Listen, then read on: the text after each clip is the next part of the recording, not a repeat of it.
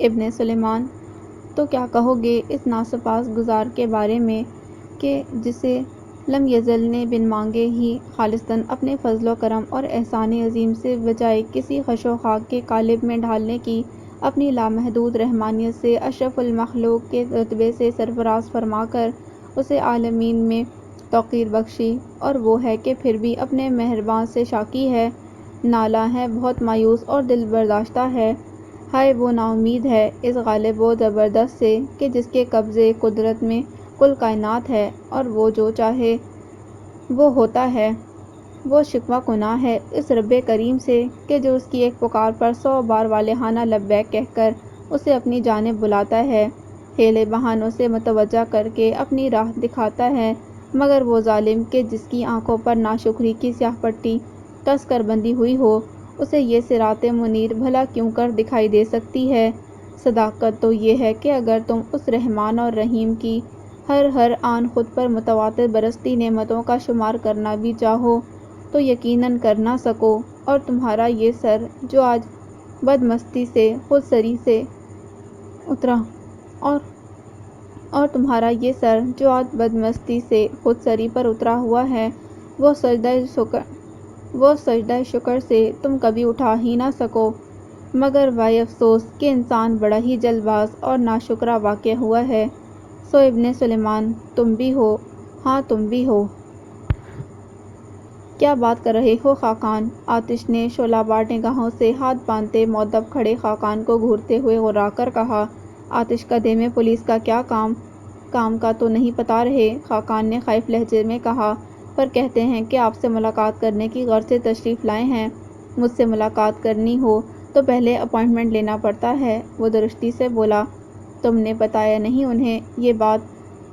سر بتا دی تھی، خاقان گھگیا کر بولا، پر وہ پھر بھی مصر ہیں کہ ذرا دیر کی ملاقات کروا دی جائے، کہتے ہیں زیادہ وقت نہیں لیں گے۔ معاملہ ایسا تھا کہ ذرا دیر کے لیے آتش سوچ میں پڑ گیا، تبھی سفید چہرہ لیے کھڑی BZ متوج سے لہجے میں ایک دم بول پڑی، مجھے تو بہت ڈر لگ رہا ہے آتش، کہیں ایسا نہ ہو کہ انہیں علم ہو جائے کہ وہ ایکسیڈنٹ ہو گیا۔ تم ایسا کرو کہ خاقان سے کہلوا دو کہ تم گھر پر ہی نہیں، ان سے ملنے ہی مت جاؤ۔ اس کی جان یقیناً سولی پر لٹکی ہوئی تھی، تبھی الٹے سیدھے مشورے دینے لگی، کیسی بچوں جیسی بے سروپا باتیں کر رہی ہو؟ آتش ماتھے پر بل ڈال کر ناپسندیدگی سے بولا، وہ گھر تک چل کر آئے ہیں تو یقیناً جانتے ہی ہوں گے کہ میں اس وقت گھر پر موجود ہوں، پر آئے کیوں ہیں یہاں؟ BZ روحان سے لہجے میں بولی، اب یہ تو ان سے ملاقات کے بعد ہی معلوم ہو سکے گا۔ ایک لحظہ توقف کے بعد جیسے کسی فیصلے پر پہنچ کر اس کا ازلی پرسکون اور پراعتماد انداز لوٹ آیا تھا، چلو چل کر دیکھتے ہیں کہ انہیں آتش کے گھر تک چلے آنے کی زحمت کیوں اٹھانا پڑی۔ اور خاقان تم میری بات سنو۔ تو یہ سب کتابیں تمہاری ہیں؟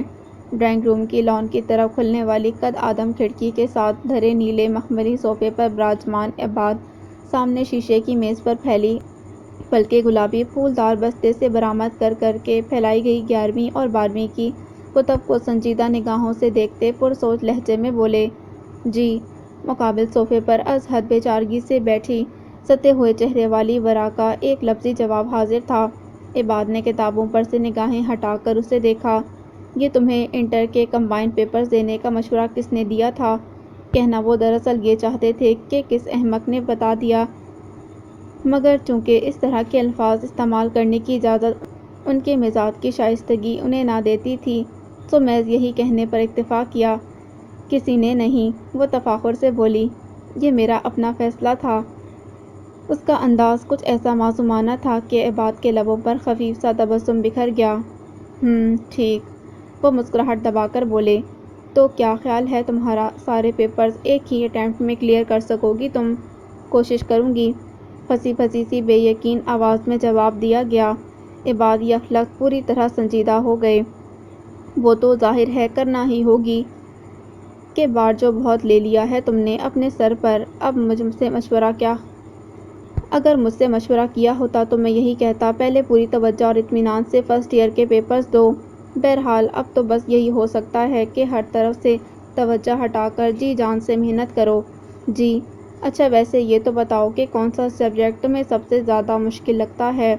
پڑھنے میں زیادہ دشواری محسوس ہوتی ہے۔ عباد نے سامنے بکھری ہوئی کتابوں میں سے انگریزی کی کتاب اٹھاتے ہوئے برسبیل تذکرہ سوال پوچھا۔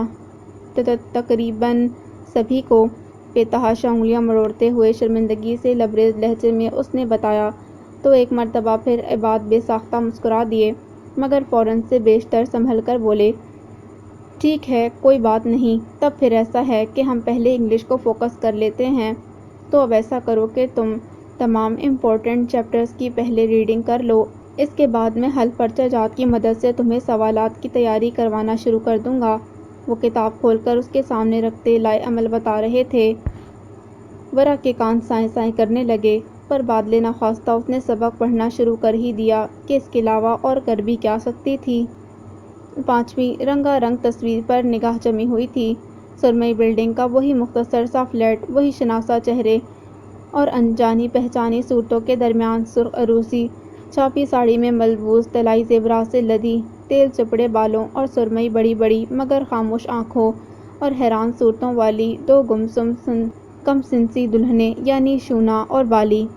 فیروزہ سپاٹ چہرے والی شونا کے نزدیک بڑے ٹھسے سے براجمان فیروزہ کی کرخ صورت خالہ شونا اور بالی کے تن پر سجے بھاری طلائی زیورات کا اچھی طرح جائزہ لے کر دل ہی دل میں ہوکے بھرنے کے بعد انابی بنارسی ساڑی میں لپٹی کسی رشتہ دار خاتون سے محو گفتگو فیروزہ کو بآواز بلند مخاطب کرتے ہوئے استہزائیہ لہجے میں بولی، یہ بڑا اچھا کی جو شونا کے ساتھ ہی بالی کا بھی نکاح پڑھوا دی۔ تمرے گھر تو یوں بھی پورا جمعہ بازار لگا ہوا ہے لڑکیوں کا۔ حالانکہ خود ان کی اپنی 8 درجن لڑکیاں تھیں، مگر انہوں نے فیروزہ کو جتانا ضروری سمجھا۔ ہاں تو اب آپ بھی کچھ سبق سیکھ لینا ہماری امی سے۔ دلہن بنی بالی، جو واضح طور پر اپنے نکاح سے خوش دکھائی دیتی تھی، کٹ ہننے پن سے ایک دم بول پڑی، کر دینا اپنی شمع زیبی کا بیاہ، شونا باجی سے 2-4 برس تو ضرور ہی بڑی ہوں گی۔ ارے باپ! جملہ حاضرین میں سے اکثریت کو بالی کی برجستگی پر بے اختیار مسکراتے دیکھ کر خالہ شمع کے بتنگے لگ گئے۔ کیسا قطر قطر زبان چل رہا ہے تمرا! ارے دلہن بنی بیٹھی ہو، روب نہیں چڑھے گا تم پر؟ ہوں۔ ان کی لتاڑ پر بالی نے نخوت سے دوسری سمت دیکھنا شروع کر دیا۔ تبھی خالہ شمع کو ٹھنڈا کرنے کی غرض سے سعیدہ بولیں، جانے دیجیے نا خالہ، ناراض کاہے کو ہوتی ہیں، دیکھیے نا بچی ہے، برا نہ مانیے اس کی بات کا۔ واہ! ایک اور رشتہ دار خاتون نے گویا ٹھٹھا لگایا، بیاہ کر جا رہی ہیں اور آپ کہتی ہیں ابھی بچی ہیں، بیاہ کر تو ابھی صرف شونا ہی جا رہی ہے نا۔ انہوں نے مسکرا کر وضاحت کی تو ایک اور رشتہ دار خاتون کو اعتراض کا جواز مل گیا، جیسے جھٹ سے بول پڑیں، اب اگر اتنا انتظام کر ہی لیے تو ساتھ ہی بالی کو بھی رخصت کر دیتے۔ بنا دولہا کے گھر والوں کو ابھی کچھ وقت درکار تھا تو ایسے کیسے رخصت دے دیتے؟ سعیدہ نے ان کی تفشی کروانے کی کوشش کرتے ہوئے بتایا، ہائے تو پھر ضرورت ہی کیا تھی ایسے آنن فانن نکاح کی؟ ناک پر تعجب سے انگلی جمائے نسیمہ چچی کی جانب سے اگلا سوال حاضر تھا۔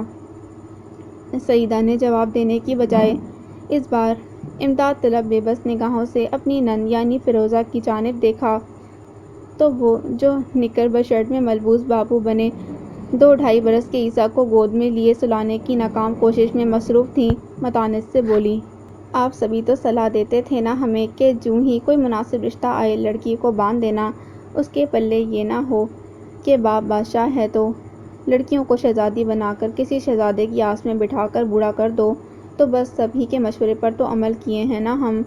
ہاں تو ٹھیک ہی تو کیے ہو۔ فیروزہ کی کچڑی بالوں والی والدہ اپنی پاٹدار آواز میں بیٹی کے فیصلے کی حمایت کرتے ہوئے بیزاری سے بولی، اس دیدہ ہوائی بالی کے بعد 3 اور جی تو ابھی سوار ہیں نا تمہرے سر پر، اور میاں تمہرے اپنی ہر ذمہ داری سے منہ موڑے بیٹھے ہیں ادھر بنگالی لوگ کے بیچ میں، تب تم جو کر دیں وہ اچھا کی۔ ان کے لب و لہجے نواسیوں کے لیے بڑی واضح ناگواری لیے تھے، جسے محسوس کر کے شونا نے اپنا پہلے سے ہی جھکا ہوا سر مجرمانہ انداز سے مزید جھکا لیا، پر بالی نے ایک شدید ناپسندیدہ نگاہ ان پر ڈالی تھی، پر وہاں پرواہ کسے تھی؟ وہ تو بس اپنی بات کہہ کر گردن موڑے کسی اور رشتہ دار خاتون سے محو گفتگو ہو چکی تھیں۔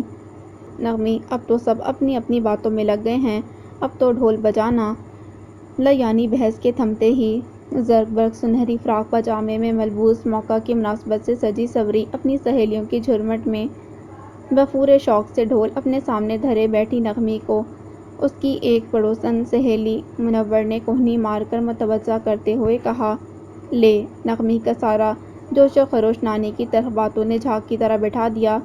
چنانچہ وہ خالی بے دلی سے ڈھول منو ہی کے حوالے کرتے ہوئے مدھم لہجے میں بولی، تو خود بھی بجا لے۔ اور منو تو گویا چاروں ہاتھ پیر سے بیٹھی تھی، سو جھٹ سے ڈھول اپنے قبضے میں لیا اور شروع ہی ہو گئی، جیجا جی، جیجا جی، ہونے والے جیجا جی۔ خادم کو امیر علی خان کہتے ہیں۔ آتش کے ہلکے اور گہری سرمئی رنگ کے امتزاج سے آراستہ پرشکوہ مہمان خانے میں موجود وہ خوش قامت، پروقار، باروب چہرے والا، ادھیڑ عمر، باوردی شخص بظاہر اپنے ازلی نرم و مطمئن انداز سے مسکراتے، در حقیقت اندر ہی اندر ان کی آمد پر سخت پریشان و اضطراب کا شکار آتش سے گرم جوش مصافحہ کرتے ہوئے اپنا اور اپنے برابر میں کھڑے خاصی متاثر نظروں سے در و دیوار کا جائزہ لیتے نوجوان کا تعارف کرواتے ہوئے بولا تھا، اور یہ ہیں ہمارے جونیئر فاروق احمد۔ خوش آمدید، خوش آمدید۔ آتش امیر علی خان کے بعد فاروق احمد سے ہاتھ ملاتا ہوا خاصی خوش خلقی سے بولا، آپ کھڑے کیوں ہیں سرکار، تشریف رکھیے۔ اور تم خاقان؟ اب وہ خود سے چند قدم فاصلے پر ہاتھ باندھے کھڑے، حکم کے بموجب کسی بھی ہنگامی صورتحال سے نپٹنے کے لیے مستعد ہمہ تن تیار کھڑے خاقان کو مڑ کر آنکھ سے سب خیر ہے کا خفیف سا اشارہ کرتے ہوئے بولا، تم جاؤ اور جا کر مہمانوں کے لیے اچھی سی چائے لے کر آؤ، اور آپ کچھ ٹھنڈا لینا پسند فرمائیں گے؟ بولتے ہوئے اس نے خاقان کی جانب سے چہرہ موڑ کر دوبارہ ان دونوں کی جانب مستفسرانہ نگاہوں سے دیکھا۔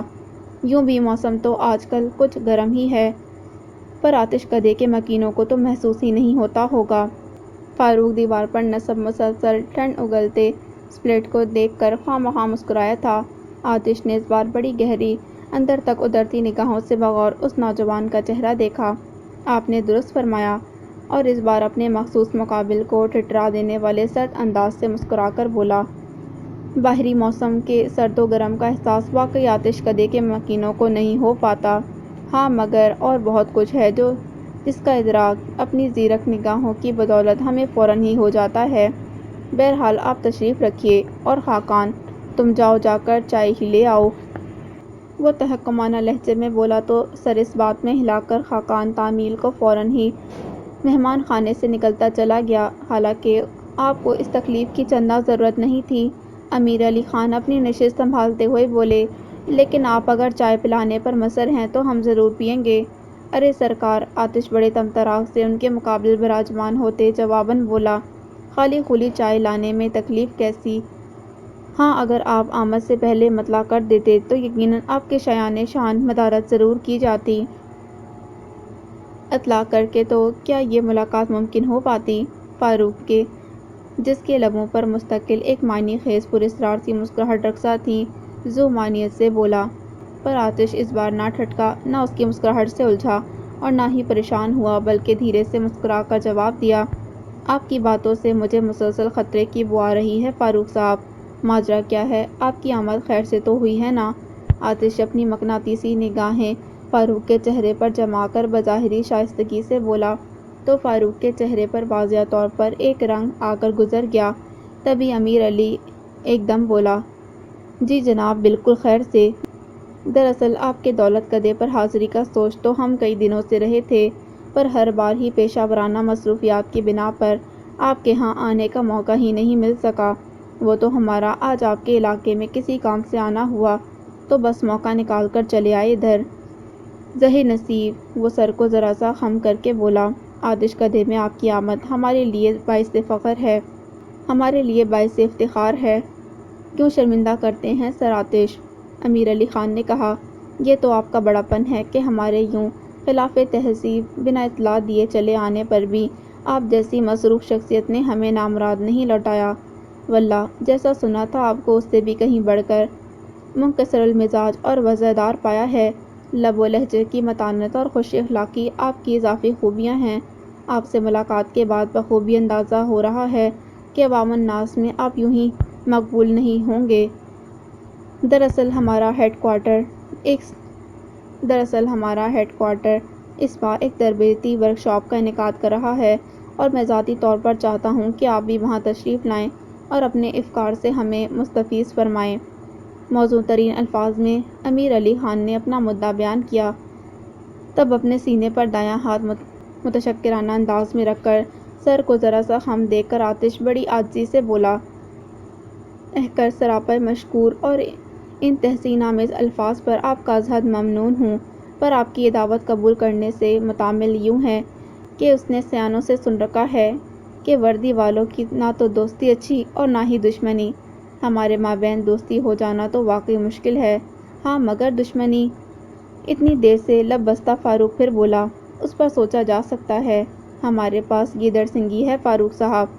وہ چمکتی آنکھوں سے اسے دیکھ کر بھید بھرے لہجے میں بولا، ہم دشمنوں کو دوست بنانے کے ہنر بھی بخوبی جانتے ہیں، آپ اگر ایسی کوشش کرنا بھی چاہیں تو ناکام ہی ہوں گے، اور اگر ایسا نہ ہوا تو؟ اس نے آتش کی آنکھوں میں براہ راست جھانکتے استفسار کیا۔ آتش بے ساختہ کھل کر مسکرا دیا، پھر تب کی تب دیکھی جائے گی، یہ آپ بھی کس کی باتوں کو سنجیدہ لے بیٹھے سر آتش۔ امیر علی خان گفتگو کو سنجیدہ رخ پر جاتے دیکھ کر شگفتگی سے بولا، انہیں تو جگہ بے جگہ مذاق کرنے کی علت ہے۔ علت تو مت کہیے جناب، آتش نے نرمی سے ٹوکا، بلکہ یہ تو بڑی اچھی عادت ہے، شگفتہ مزاج لوگ عموماً بڑے دلچسپ ہوتے ہیں، سو یہ بھی ہیں۔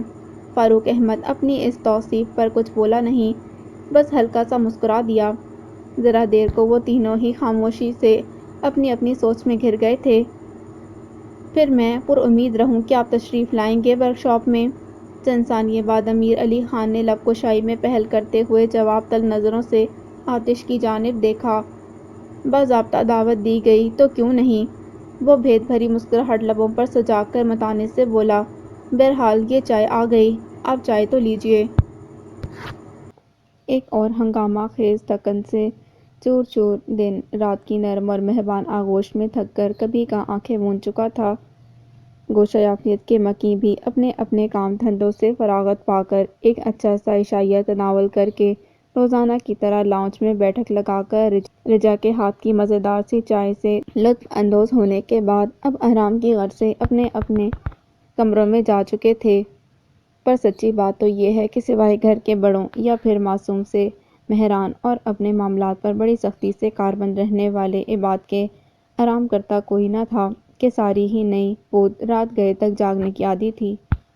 یوں تو رات سونے سے قبل کچھ دیر کسی مشکل سے نام والی بھاری بھرکم سی کتاب کے مطالعے کی عادت تو عباد کو بھی تھی، پر وہ وقت سے سو بھی جایا کرتے تھے۔ عباد کے بعد اہنا وہ خوش نصیب ہستی تھی کہ جنہیں علیحدہ کمرہ میسر تھا، سو وہ اپنے منگیتر شارک سے تحفتاً ملنے والے نوکیا 3310 کو کان سے لگائے اپنے چہرے اور ہاتھ پیروں پر حسن نکھارنے والی نت نئی کریموں کا بے درے رگڑا لگاتے موصوف سے تا دیر گفتگو، بلکہ گفتگو سے زیادہ تو نت نئے موضوع نکال نکال کر فصیحتوں میں مصروف رہا کرتی تھی۔ ارسم مہران مفتاح کا کمرہ چونکہ مشترکہ تھا اور ارسم کی پڑھائی کا وقت رات کو ہی دستیاب ہوا کرتا تھا، سو وہ جلد نیند کی آغوش میں چلے جانے والے مہران کا خیال کر کے اپنا لیپ ٹاپ اور کتابیں اٹھا کر اوپری منزل کی لاؤنج سے ملحقہ ٹیرس پر لے آتا تھا اور وہاں رنگ اڑے بیڈ کے پرانے صوفے پر اطمینان سے بیٹھ کر یکسوئی سے پڑھائی کیا کرتا تھا، اور مفتاح لاؤنج میں بیٹھ کر کبھی رجا کے ساتھ کارڈ کھیلتے ہوئے تو کبھی ورا کے ساتھ لوڈو کی بازی لگا کر ارسم کی پڑھائی ختم ہونے کا تحمل سے انتظار کرتا کہ اس کے لیپ ٹاپ پر اچھی سی کوئی انگریزی فلم دیکھی جا سکے۔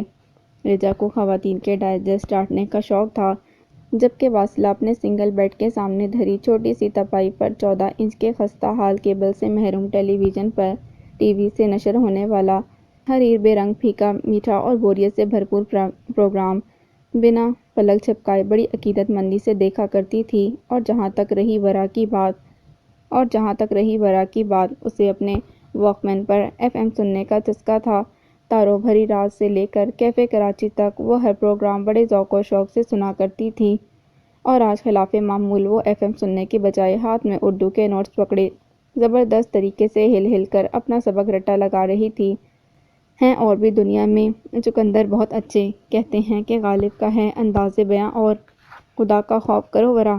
رجا جب مفتہ کو کارڈز کی بازی ہرا کر شرط میں جیتی، فانٹا کی ٹھنڈی ٹھار 1 لیٹر کی بوتل اور مسالے دار چپس کا پیکٹ تھامے کمرے میں بڑی مسرور سی داخل ہوئی تھی، بے اختیار مسکرا کر ورا کو ٹوک بیٹھی۔ کیوں، کیا ہوا؟ وہ جو آنکھیں بند کیے ٹٹو طوطے کی طرح اپنا سبق دہرا رہی تھی، رجا کی آواز سن کر چونکتے ہوئے آنکھیں کھول کر از حد تحیر سے استفسار کیا، یہ پڑھ کیا رہی تھی تم؟ وہ اپنی طرف سے سائڈ ٹیبل پر فانٹا اور چپس کا پیکٹ دھرتے متبسم لہجے میں پوچھنے لگی۔ ذرا ایک مرتبہ پھر پڑھنا۔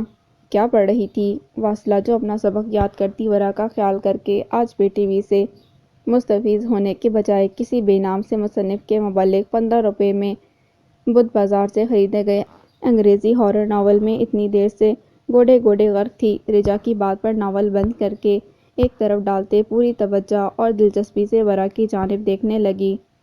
ہاں تو کیا غلط پڑھ رہی تھی؟ ورا اکڑ کر بولی۔ شعر یہی تو ہے کہ ہیں اور بھی دنیا میں چقندر بہت اچھے۔ مائی گاڈ، چقندر!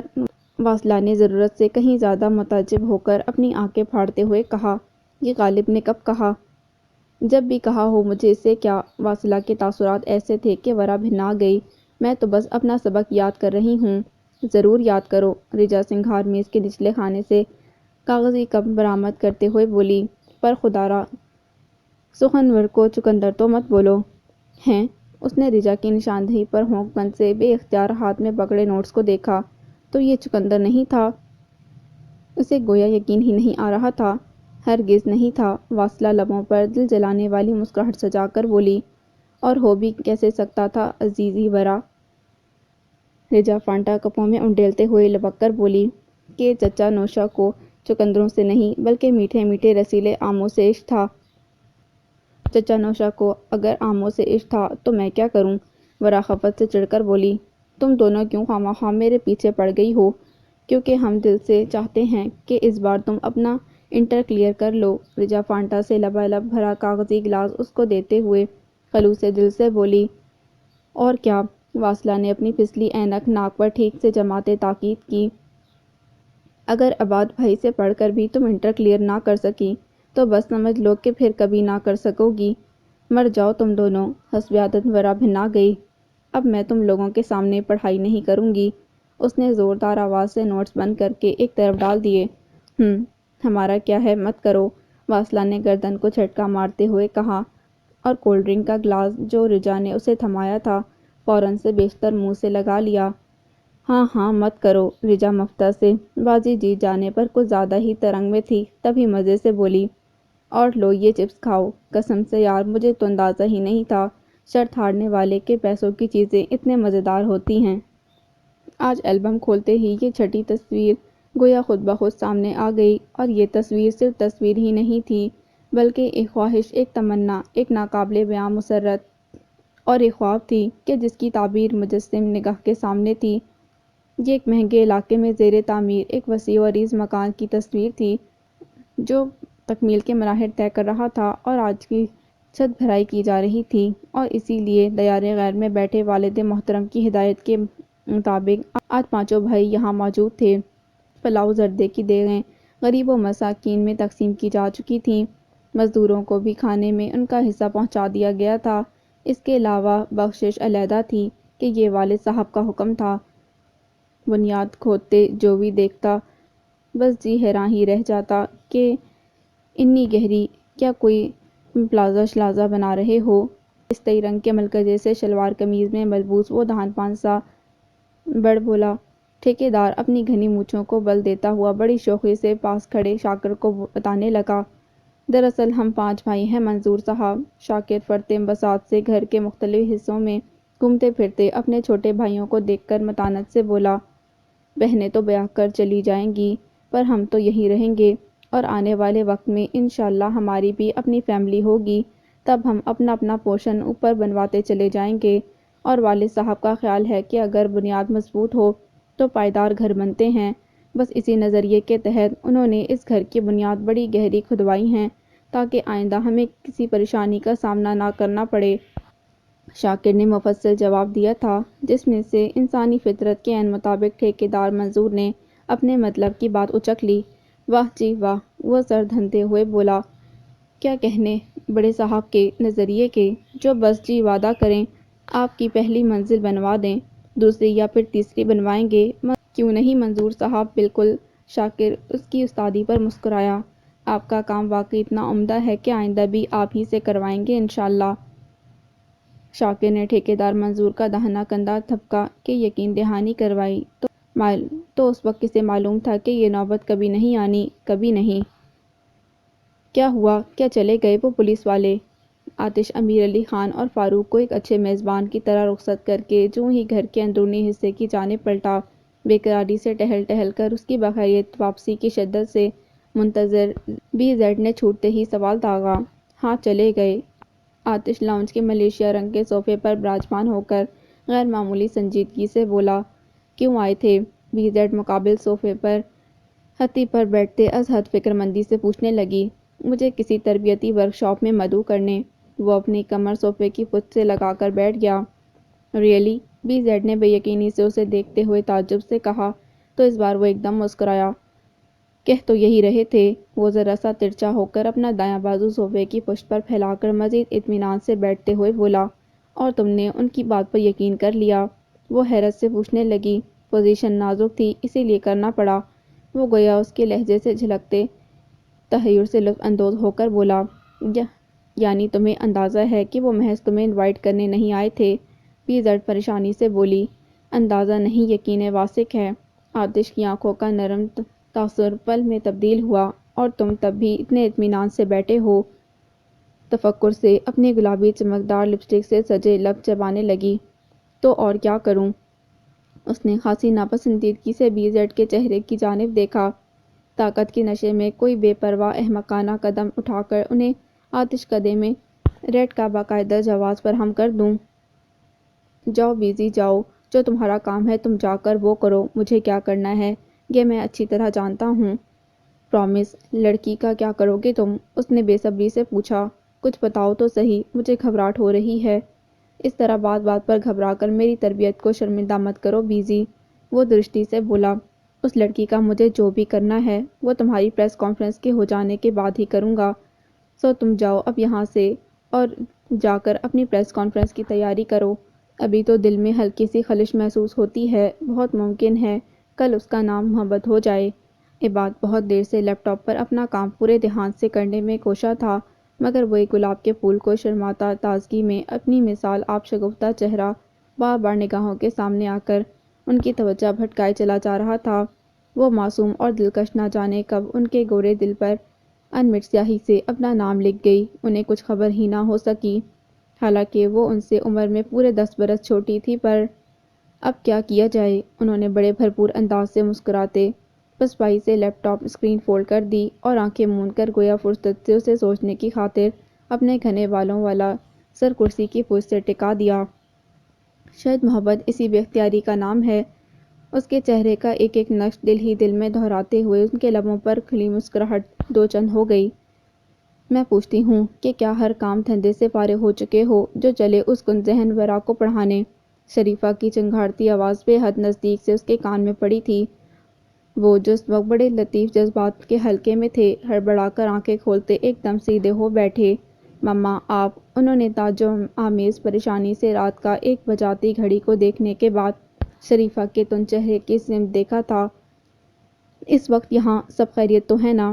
خیریت ہوتی تو اس طرح اپنی نیند غارت کر کے اس وقت میں یوں سیڑھیاں چڑھ کر تمہارے کمرے میں آتی؟ تم تو جانتے ہو کہ میرے گھٹنوں میں کتنی تکلیف رہتی ہے، پر اس گھر میں کسی کو میرا احساس نہیں۔ تم سے بھی تو کتنا کہا تھا میں نے، لے چلو مجھے کریمہ بہن کے بتائے ہوئے ناظم آباد والے حکیم کے پاس، مگر تمہارے پاس ماں کے لیے وقت نہیں، اور اس ورا کو شام میں پورا 1 نہیں بلکہ 2 گھنٹے پاس بٹھا کر پڑھا رہے ہو۔ وہ عادت کے مطابق پوری چورنگی گھوم کر مطلوبہ رستے پر پہنچتی ہوئی بولی تو ماں کے سامنے ادب سے بیٹھ کر ان کی بات تحمل سے سنتے عباد نے ناسمجھی سے استفسار کیا۔ میں سمجھ نہیں پا رہا کہ آپ دراصل کہنا کیا چاہ رہی ہیں۔ ہائے میری بھولی اولاد، شریفہ تعصب سے بولی۔ ہے نا اپنی ماں کی طرح زمانے کی چالاکیوں سے ناواقف؟ ارے میرے بچے، میں صرف اتنا کہہ رہی ہوں کہ دادی بیگم کی باتوں میں آ کر اس کم عقل ورا پر اپنا قیمتی وقت ضائع کرنے کی تمہیں کوئی ضرورت نہیں۔ 2-3 دن تو چلو میں نے برداشت کر لیا ہے کہ شاید اماں بیگم کو خود ہی تمہاری تھکاوٹ کا احساس ہو جائے، مگر نہ جی، معاملہ ان کی نواسی کا ہو تو انہیں کوئی دوسرا دکھائی ہی کہاں دیتا ہے۔ ایسی کوئی بات نہیں مما۔ یہ بات کی سمجھ میں یہی آ سکا کہ شریفہ ان کی تھکن کے خیال سے متفکر ہو رہی ہیں، چنانچہ ان کی تشویح کرانے کی خاطر رسانیت سے گویا ہوئے، آفس سے آنے کے بعد میں کچھ دیر آرام کر لیتا ہوں، تب تھکاوٹ کا سوال ہی کہاں، سو آپ مطمئن رہیں۔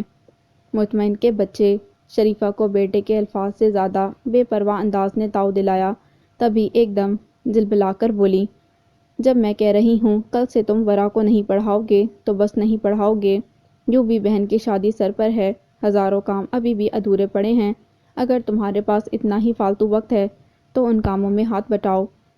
تو میں نے کب انکار کیا، وہ متانت سے بولے، اینا بہن ہے میری، اس کے کام اگر میں نہیں کروں گا تو پھر کون کرے گا، پر ورا کی پڑھائی بھی ضروری۔ بھاڑ میں گئی ورا اور اس کی پڑھائی، وہ تیز لہجے میں انہیں درمیان میں ٹوکتی ہوئی بولی، یہ تمہارا سر درد نہیں، اماں بیگم کافی ہیں اس کی فکر کرنے کے لیے۔ ظاہر ہے وہ فکر مند تھیں، تبھی تو مجھ سے کہا کہ میں اسے پڑھا دیا کروں۔ تو تم ہی سے کیوں کہا؟ وہ چپتے لہجے میں جرح کرنے لگیں، کیا زمانے کے سارے ٹیوشن پڑھانے والے مرمرا گئے ہیں؟ اب میں اس بارے میں کیا کہہ سکتا ہوں؟ وہ شریفہ کو اس قدر جارحانہ انداز سے جرح کرتے دیکھ کر قدرے پریشان ہو گئے۔ ویسے ان کا خیال تھا کہ ورا چونکہ مجھ سے گھبراتی ہے، سو میں اس پر روب ڈال کر اسے پڑھانے بٹھا سکتا ہوں، وگرنہ ایسے تو وہ اپنی پڑھائی کو کبھی سیریس نہیں لے گی۔ وہ اپنی پڑھائی کو سیریس لے یا نہ لے، شریفہ غصے سے بولی، یہ میرا حکم ہے کہ کل سے تم اسے نہیں پڑھاؤ گے۔ اب میں سونے جا رہی ہوں، تم بھی سو جاؤ، تمہیں تو ویسے بھی دفتر جانے کے لیے صبح 7 بجے جاگنا پڑتا ہے۔ وہ اپنی بات قطعیت سے مکمل کر کر اٹھ کھڑی ہوئیں۔ جی، وہ مدھم سے لہجے میں دھیرے سے سر اس بات میں ہلا کر بولے۔ ظاہر ہے یہ حکم دے کر تو شریفہ نے بات ہی ختم کر دی تھی، تب اس جی کے علاوہ کہنے کو اور بچا ہی کیا تھا۔ ہیلو ینگ لیڈی، اب آپ کیسا محسوس کر رہی ہیں؟ اب کی بار اس نے آنکھ کھلنے پر سرمئی بالوں والے ایک مہربان اور مسکراتے چہرے کو اپنے انتہائی نزدیک پایا تھا۔ ظاہر ہے وہ جو کوئی بھی تھا اس کے لیے تو یکسر اجنبی ہی تھا، تبھی وہ گھبرا کر ایک دم اٹھنے کی کوشش کرنے لگی۔ اوہ نو نو، وہ ایک دم ہلاوت سے اسے ٹوکنے لگے، لیٹی رہیں، آپ کے لیے ایک دم سے ابھی اٹھنا بیٹھنا ٹھیک نہیں، آپ پریشان مت ہوں، میں بس آپ کا چیک اپ کر رہا تھا۔ کون ہیں آپ؟ وہ خود کو ڈھیلا چھوڑ کر دوبارہ بستر پر نکاہت سے دراز ہوتے ہوئے بے ساختہ سوال کر کے پچھتائی اور اس خوف میں مبتلا ہو گئی کہ اب یقیناً اس سے بھی یہی سوال کیا جائے گا، مگر مجھے ڈاکٹر امجد کہتے ہیں، میں پچھلے 1 ہفتے سے آپ کا معالج ہوں، اور آپ کو یہ جان کر خوشی ہوگی کہ اب آپ کافی بہتر ہیں، بس ذرا کمزوری ہے جو اچھی ڈائٹ لینے سے ٹھیک ہو جائے گی۔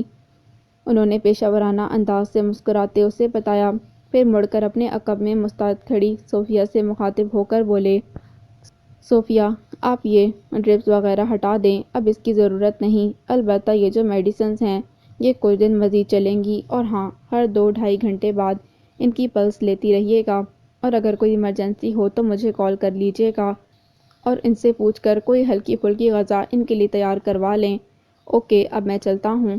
ڈاکٹر امجد نے اپنی بات مکمل کر کے الوداعی مسکراہٹ سے اسے نوازا اور اپنا اسٹیتھوسکوپ سنبھالتے تیز قدموں سے کمرہ عبور کر گئے۔ تب صوفیہ ان کی ہدایت کے مطابق زیر لب کوئی گیت گنگناتی اسے ڈرپ وغیرہ اتارنے لگی تھی۔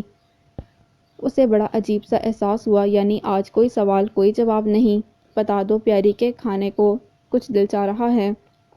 صوفیہ نے اس کے ہاتھ سے کنولا نکال کر پٹی کرتے ہوئے خاصی بے تکلفی سے استفسار کیا تو وہ گمگوں کا شکار ہو گئی۔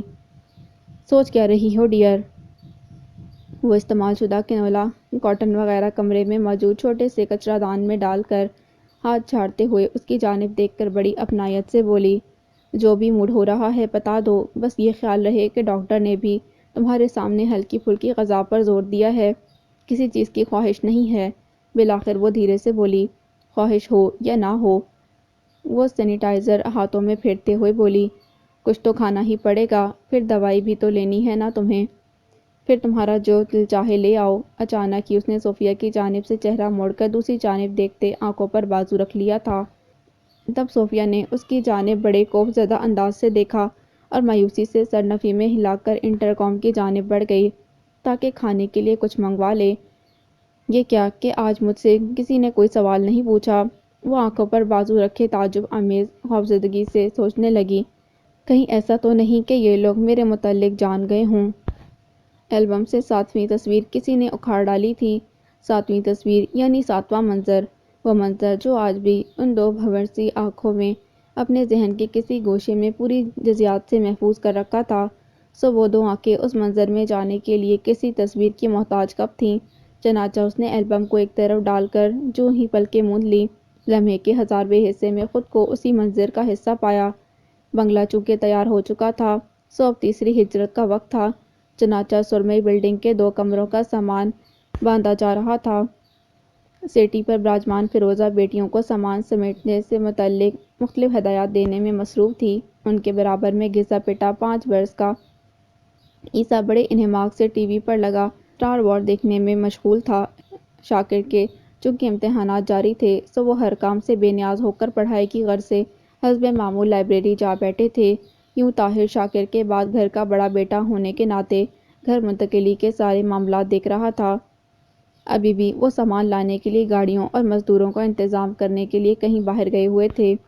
تبھی سرمئی پتلون اور دھاری دار سفید شرٹ میں ملبوس 16 برس کا لمبا تڑنگا مضبوط ہاتھ پیر والا سانولا سا عامر کوئی شوق سی دھن سیٹی پر بجاتے ہوئے گھر کے اندر داخل ہوا تو کام کر کر کے ادموئی ہوئی نغمی نے بڑے بہنوں والا رعب اس پر ڈالتے ذرا سخت لہجے میں کہا، یہ تم کہاں سے آوارہ گردی کر کے آ رہے ہو؟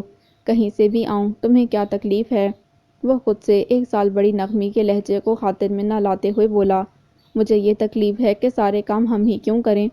نغمی تنک کر بولی، تم بھی تو آ کر ہمارا ہاتھ بٹاؤ، سامان تو سارا باندھ ہی لیا ہے تم لوگوں نے۔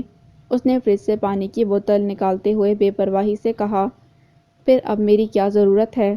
اچھی طرح جانتی ہوں میں۔ نغمی بوتل منہ سے لگا کر گٹاگٹ پانی پیتے عامر کو خون اشام نظروں سے گھورتے ہوئے بولی کہ تم کام کے وقت جان بوجھ کر گھر سے غائب ہوتے ہو۔ ہاں تو؟ وہ شرمندہ ہونے کی بجائے خالی بوتل بدتمیزی سے عیسیٰ پر اچھال کر ڈھٹائی سے ہنستے ہوئے بولا، ہوا تھا غائب پھر یہ کہ کام تو ابھی بہت سارا باقی ہے۔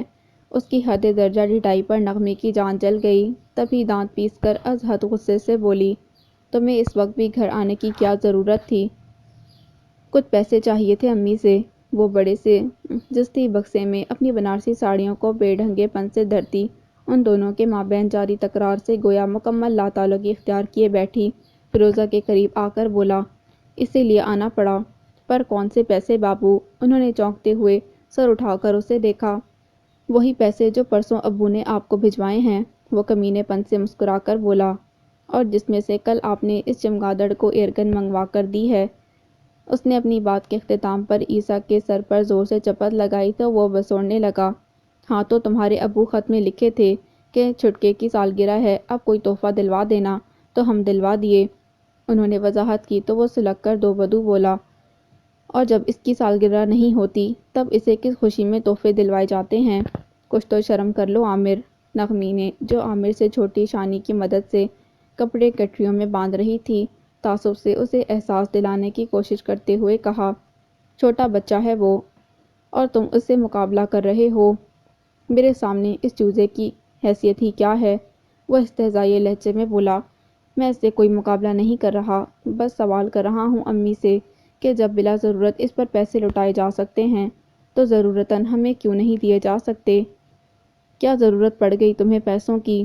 نغمی نے جاننا چاہا تو وہ بفر گیا، تمہیں میں نے پہلے بھی کہا ہے کہ اپنے کام سے کام رکھا کرو۔ وہ چلا کر بولا، پیسے میں نے امی سے مانگے ہیں، تم سے نہیں۔ بہت بدتمیز ہو گئے ہو تم۔ نغمی اس کے چلانے پر منہ بنا کر بولی، آنے دو آج بھائی جان کو شکایت لگاؤں گی تمہاری۔ ڈرتا کون ہے؟ وہ بے پرواہی سے بولا، لگا دینا، اور امی آپ مجھے پیسے دے رہی ہیں یا نہیں؟ اس کا لہجہ حد درجہ گستاخ تھا۔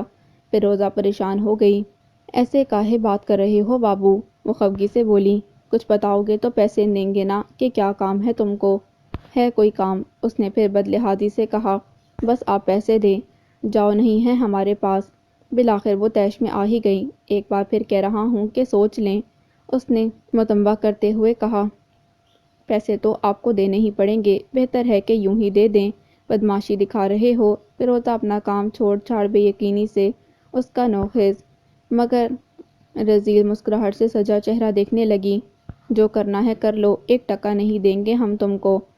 ان کا جواب قطعی تھا۔ وہ اس بار کچھ نہیں بولا، بس اچانک ہی 1 قدم آگے بڑھا اور ان کے برابر سے ٹی وی میں مگن عیسیٰ کو دبوچ کر لے گیا، اور اس سے پہلے کہ کوئی کچھ سمجھ پاتا، اس نے سر کے بل عیسیٰ کو صحن سے ملحق راہداری کی چھوٹی سی دیوار سے نیچے لٹکا دیا۔ امی امی، وہ 5 برس کا بچہ دہشت سے تھرا کر رو دیا۔ میرا عیسیٰ، ممتا کی تڑپ سے لبریز فیروزہ کی چیخ بلڈنگ میں جس نے بھی سنی بے اختیار ان کے گھر کی طرف دوڑا۔ یہ تم نے آؤٹ فٹ کے نام پر کیا بکواس ڈریس میرے گھر بھجوائی ہے ٹیپو؟ بی زیڈ آتش کے تسلی دینے پر اب اپنا ذہن آتش کا دل میں تاحال موجود اس درد سر سے ہٹا کر اپنے ضروری امور کی انجام دہی کی جانب مرکوز کر چکی تھی۔ وقت قلیل تھا اور ابھی کرنے والے بہت سے کام باقی تھے، اور سب سے اہم کام تو موقع کی مناسبت سے لباس کا انتخاب ہی ہوا کرتا ہے، اور وہ یہ کام اپنے دوست ٹیپو، جو کہ ایک مشہور فیشن ڈیزائنر جمع اسٹائلسٹ تھا، پر چھوڑ کر مطمئن تھی۔ پر تمہارا کیا خیال ہے کہ میں یہ W11 ڈریس پہن کر پریس کانفرنس کروں گی؟ وہ اس وقت ٹیپو کی فینسی لائٹ سے جگر جگر کرتی آؤٹ لیٹ کے استقبالیے کے سامنے ارد گرد سے بے نیاز غصے سے بے حال کھڑی چیخ رہی تھی۔ لباس و لوازمات وہ پہلے ہی اپنے دائیں ہاتھ پر دھرے براق صوفے پر بڑی بد تہذیبی سے پھینک چکی تھی۔ Relax baby relax. موری بند سفید ڈینم اور گہری نیلی سفید ٹائی اینڈ ڈائی شرٹ میں پھنسا چکنے چہرے والا ٹیپو افتاؤ خیزاں اس کی جانب آ کر نزاکت سے اس کا غصہ ٹھنڈا کرنے کی غرض سے بولا، اتنا غصہ نہیں کرتے، چہرے پر جھریاں پڑ جاتی ہیں، ذرا آرام سے مجھے بتاؤ کہ آخر ہوا کیا ہے؟ آرام سے تمہیں کیا بتاؤں ٹیپو؟ وہ برہمی سے بولی، میں تو تم پر بھروسہ کر کے بیٹھی تھی، پرسوں 3 بجے میری کانفرنس ہے اور تم نے مجھے اس میں پہننے کے لیے یہ کچرا بھجوا دیا۔ اب بتاؤ کیا کروں گی میں؟ اس نے دایاں ہاتھ کمر پر رکھتے ہوئے بائیں ہاتھ کی دونگلیاں از حد پریشانی سے اپنے ماتھے پر رکھتے ٹیپو کو گویا معاملے کی حساسیت کا احساس دلانے کی کوشش کی۔ Baby please. وہ اس وقت آؤٹ لیٹ میں موجود دیگر خریداروں کو بی زیڈ کی جانب متوجہ ہوتے دیکھ کر ملتجی لہجے میں بولا، میری اتنی محنت سے خاص طور پر تمہارے لیے تیار کیے گئے ڈریس کو کچرا کہہ کر اس کی توہین تو مت کرو، بتاؤ اس لباس میں کیا پرابلم ہے؟ وہ صوفے پر پڑے ہرما نصیب ڈریس کو بڑی احتیاط سے اپنے ہاتھوں میں اٹھا کر تنقیدی نظروں سے اس کا جائزہ لیتا بی زیڈ سے بولا تو وہ ایک مرتبہ پھر بھڑک گئی، تم خود دیکھ لو۔ اس نے سخت ناگوار نگاہ نگوں، پتھروں اور نکڑئی زردزی سے کڑھے لبادے پر نظر ڈالتے ہوئے کہا، یہ اتنا ہیوی اور لانگ ڈریس کہیں سے بھی پریس کانفرنس جیسے فارمل ایونٹ میں پہننے کے قابل لگ رہا ہے تمہیں؟ یار مجھے تو کوئی سمپل لیکن یونیک ڈیسنٹ سا نارمل لک دیتا ڈریس بلیک، گرے یا پھر سلور میں چاہیے تھا، اور تم نے یہ بھجوا دیا۔ بولتے بولتے وہ روحان سی ہو گئی تھی، اب اسے وہ کیسے سمجھاتی کہ اس پریس کانفرنس کے حوالے سے وہ کتنی حساس تھی۔ اوہ مائی بی زیڈ۔ وہ اس کا اترا ہوا منہ دیکھ کر ایک دم بہت زیادہ پشیمان اور شرمندہ سا دکھائی دینے لگا۔ آئی ایم سو سوری، میں تمہاری پسند کا آؤٹ فٹ تمہیں دے نہیں پایا، but don't worry, everything will be all right, ابھی ہمارے پاس کل کا دن ہے، میں خود تمہیں دوسرا ڈریس تیار کر کے دوں گا۔ وہ اسے شانت کرنے کی خاطر اپنے تئیں چٹکی بجاتے اس کو درپیش سنگین مسئلے کا حل نکالتے ہوئے بولا، پر اس نے پوری شدت سے نفی میں سر ہلایا اور قطعیت سے بولی، اوہ نو نو ٹیپو، اتنا وقت تو ہے ہی نہیں نا میرے پاس، اگر ابھی اور اسی وقت تم مجھے کچھ دے سکتے ہو تو بتاؤ، ورنہ مجھے کہیں اور جانا پڑے گا، اور جیسے میں تمہیں کہیں اور جانے دوں گا نا۔ ٹیپو نے اپنی کماندار بھویں نچا کر بڑے لگاوٹ آمیز خفا انداز سے بی زیڈ کا تنا ہوا چہرہ دیکھا، کیا میں تمہیں اتنا یوز لیس لگتا ہوں جو فیوچر کی سپر اسٹار کو وقت پر اس کی پسند کا ڈریس بھی نہ مہیا کر سکوں؟ ہاں تو ٹھیک ہے، اس نے ٹیپو کے بیان پر قدرے طمانینت محسوس کرتے ہوئے فی الفور حکم جاری کیا، کرو پھر فٹافٹ کچھ ارینج۔ Of course dear. اس نے ہاتھ میں پکڑا ہوا لباس پاس کھڑی اپنی معاون کو تھماتے ہوئے بی زیڈ کو کہا، بس تم جا کر بیٹھو کچھ دیر میرے آفس میں ابھی آیا۔ جہاں بھی جا رہے ہو ذرا جلدی آ جانا۔ وہ تیز قدموں سے آؤٹ لیٹ کے زیر زمین واقع اسٹور روم کی طرف جاتی سیڑھیوں کی جانب بڑھتے ٹیپو کو بیزار نظروں سے دیکھتے ہوئے بولی، مجھے اور بھی دوسرے بہت کام ہیں، یہاں زیادہ دیر بیٹھ کر تمہارا انتظار نہیں کر سکوں گی۔ بولتے بولتے وہ عادتاً اپنا سیل نکال کر نوٹیفیکیشن پر نظر ڈال رہی تھی کہ مان ایک انسٹا سٹوری پر اس کی نگاہ ٹھٹک کر رک گئی۔ اس کے ساتھ جدوجہد کا آغاز کرنے والے کہاں سے کہاں نکل گئے تھے، جبکہ وہ خود۔ اگر کامیابی نے تمہیں اس بار بھی خوش آمدید نہیں کہا تو پھر کیا کرو گی؟ اور من کے اندر اسے اٹھنے والے اس گھمبیر سوال کے جواب میں بھی زیڈ کے پاس فقط خاموشی تھی، اتنی گہری اور خوفناک خاموشی کہ جس نے آن واحد میں اس کے وجود کو اپنے گھیرے میں لے لیا۔ تبھی وہ بجائے ٹیپو کے آفس کی جانب بڑھنے کے وحشت زدہ سی ہو کر پلٹی اور بنا کسی کی طرف دیکھے تیزی سے چلتی شیشے کا بھاری داخلی دروازہ پار کر گئی، اور عقب میں رہ جانے والوں نے ایک پل کو اسے سرسری نگاہ سے دیکھا اور پھر اپنے اپنے کاموں میں بزی ہو گئے۔ جاوید خالو، اظہر ماموں، جوجی خالہ اور وہ جو آپ کی چچی ہیں نا، ارکن-نسا، لیاقت بیگم کو تو آج آنکھوں کے ڈاکٹر کے پاس جانا تھا، اور چونکہ اس وقت گھر میں کوئی لڑکا بھی موجود نہیں تھا سو عارفہ ٹیکسی میں بٹھا کر انہیں لے گئی۔ تب شریفہ بھی آج ظہرانے کے بعد کیلولے کے بجائے مدعوین کی فہرست والی کاپی ہاتھ میں پکڑے لاؤنج میں آ بیٹھیں، اور اب کل ہی چھپ کر آئے دیدہ زیر سنہری دعوت ناموں کے ڈھیر پر رجا سے نام لکھوانے کا آغاز کر رہی تھیں۔ تبھی کہیں باہر سے اچانک مفتاح وارد ہوا اور آ کر شریفہ کے پاس بیٹھتے ہوئے بڑے ہی فہمائشی انداز میں بولنے لگا۔ ابھی اس کی بات مکمل نہیں ہو پائی تھی کہ اپنی چچی محترمہ کا غلط سلط نام لیتے شریفہ نے درمیان میں ہی اسے ٹوک دیا۔ ارکن-نسا نہیں، قمر-النساء۔ خیر وہ جو بھی کوئی نساء ہیں، اس نے ٹوکے جانے پر بدمزہ ہوئے بغیر سلسلہ کلام جاری کیا۔ ہاں تو میں کہہ رہا تھا کہ ان سب کے ہاں کارڈ دینے میں جاؤں گا۔ اچھا، واصلہ جو دوپہر کے کھانے کے برتن دھو کر باورچی خانے سے باہر آ رہی تھیں، مفتاح کی بات سن کر تعجب سے بولی، ویسے تو یہ سب تمہیں بڑے برے لگتے ہیں، پتہ نہیں کارڈ دینے کیوں جاؤ گے تم؟ بس اس لیے تاکہ ان میں سے کوئی بھی نہ آ سکے؟ وہ ترنت بولا تو دعوت ناموں پر سر جھکائے اپنی خوبصورت لکھائی میں ترنت ہی شریفہ کی فہرست کے مطابق نام تحریر کرتی رجا کی بے ساختہ ہنسی چھوٹ گئی۔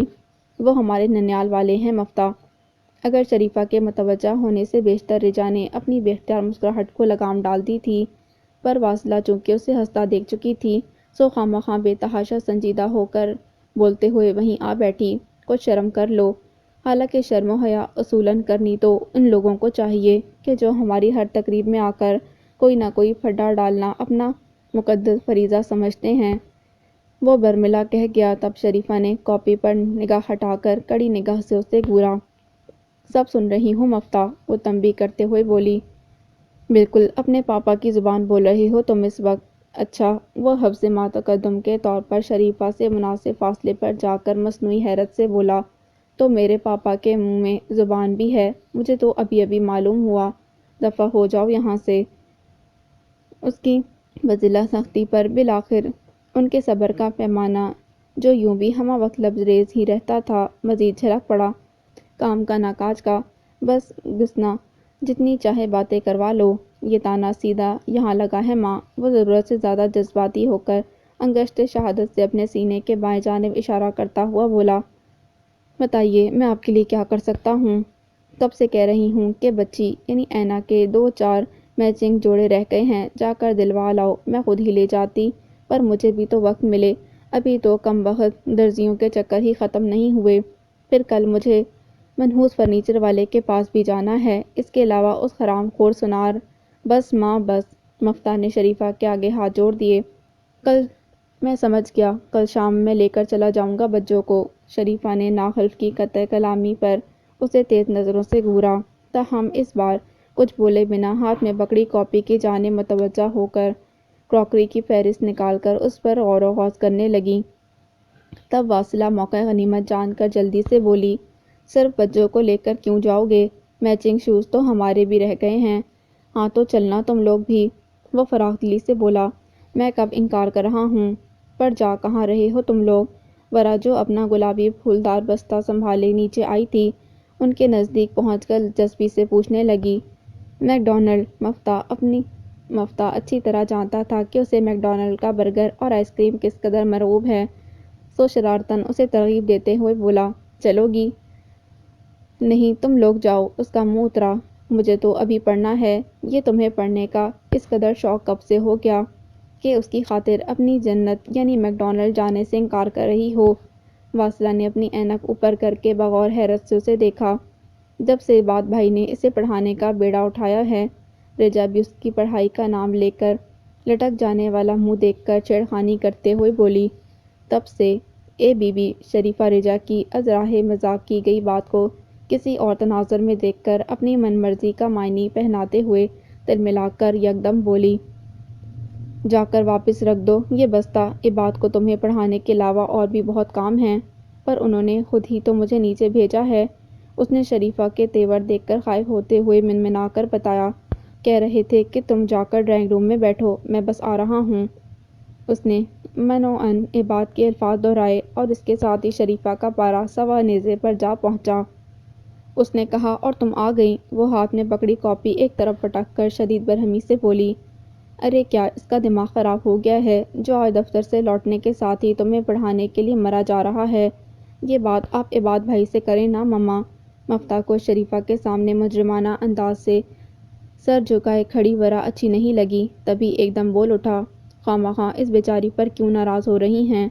واہ بھئی واہ، ایک تو عباد ان کی نافرمانی کا مرتکب ہوا، اس پر مستزاد مفتاح اس سے ہمدردی، ان کا دماغ حقیقتاً گھوم گیا۔ تبھی غصے سے بولی، تو اب تم پر بھی اس کی ہمدردی کا بھوت سوار ہو گیا ہے؟ مجھ پر کوئی بھوت سوار نہیں ہوا۔ وہ جھنجھلا کر بولا، جو بات صحیح ہے میں بس وہی کر رہا ہوں، یعنی میں جو کر رہی ہوں وہ تمہارے نزدیک غلط بات ہے؟ وہ مزید نپھر گئیں۔ تب وہ سر جھٹک کر بنا مزید کچھ کہے اپنی جگہ سے اٹھا اور ایک متاسف نگاہ بے آواز آنسو بہاتی ورا پر ڈال کر لاؤنج عبور کر گیا۔ اب مفتاح کا یوں ایک پل کو ورا کے نزدیک ٹھہر کر تیزی سے آگے بڑھ جانا کسی اور نے چاہے دیکھا ہو یا نہ دیکھا ہو، البتہ رجا نے بغور دیکھا، اور اس کا دل جو پہلے ہی صورتحال کی گھمبیرتا پر پریشان تھا، مزید بے چین ہو گیا۔ اور سچی بات ہے یہ سب کچھ ناگوار تو واصلہ کو بھی گزر رہا تھا، پر وہ چاہنے کے باوجود بھی شریفہ کو ٹوکنے کی جرأت خود بھی نہ کر پائی تھی۔ سب کو میں ہی غلط دکھائی دے رہی ہوں، اسے کوئی کچھ نہیں کہہ رہا۔ شریفہ کا واویلا ہنوز جاری تھا۔ ورا نے بھرائی ہوئی آواز میں ان سے کہا، اگر کوئی کچھ نہیں کہہ رہا تو جو کچھ بھی کہنا ہے آپ خود ہی کہہ دیجیے۔ کہہ تو رہی ہوں کہ چھوڑ دو عباد کا پیچھا۔ انہوں نے ایک جلتی نگاہ اس پر ڈالتے ہوئے کہا، وہ تمہیں نہیں پڑھائے گا؟